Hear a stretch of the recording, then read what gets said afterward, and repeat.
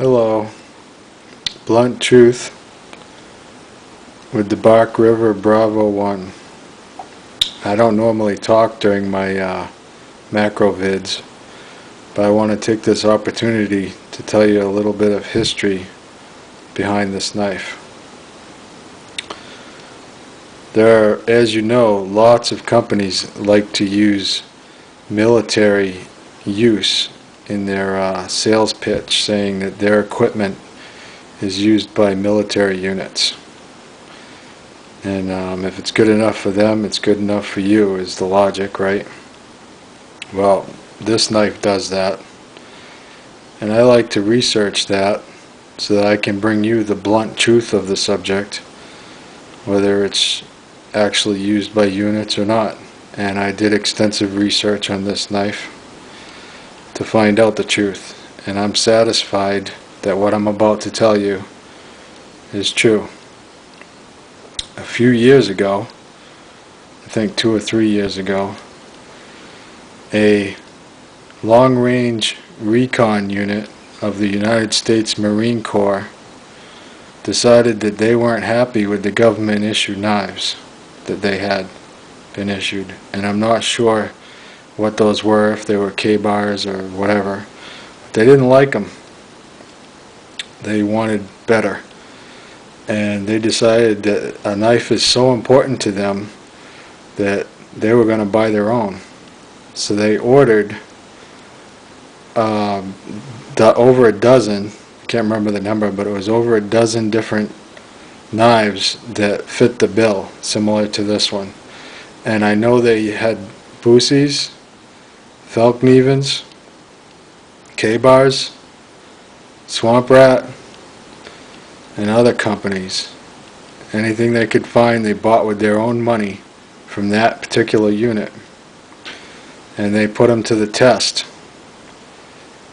And the only knife, at the end of the testing, the only knife that they were interested in at all was the Bark River Gameskeeper, which is not this knife. This knife didn't exist at that time. They had a few things about the Gameskeeper that they didn't like. They wanted Bark River to change a couple things, and Bark River obliged them. The Gameskeeper had a hilt piece in here. They didn't like that. It was aesthetic. It didn't seem to serve any purpose. It's just another thing to break. So they wanted to get rid of it. Bark River got rid of it for them and just made this one piece sweeping down. They wanted this little ramp and jimping on the knife. So Bark River again obliged. And they wanted a little bit beefier blade. And this knife will definitely not leave you saying, "Where's the beef?" That is 1 millimeter shy of a 1/4 inch. It's 5.5 millimeters thick. Sturdy as hell. And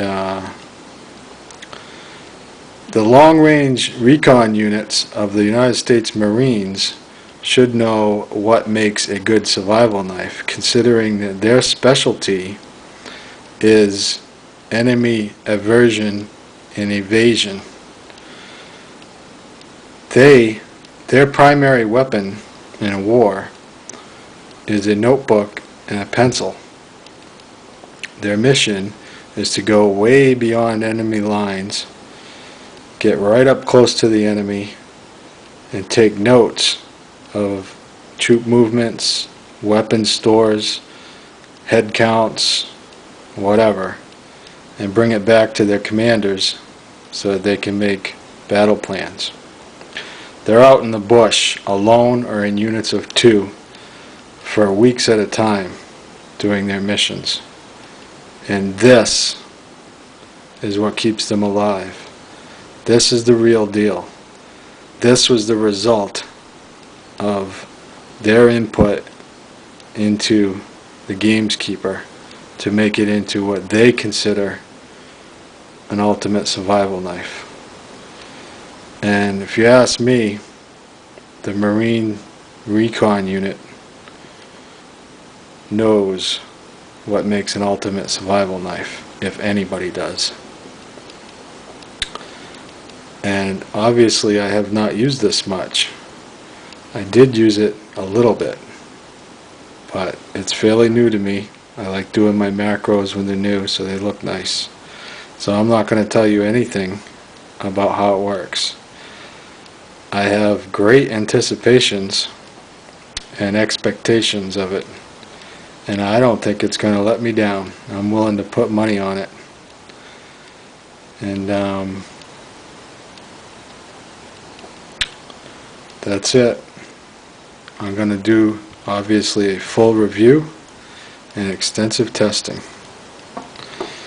I just wanted to show you guys and introduce you to my little friend,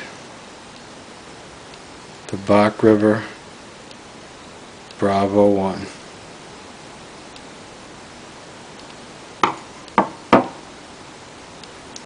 Thank you.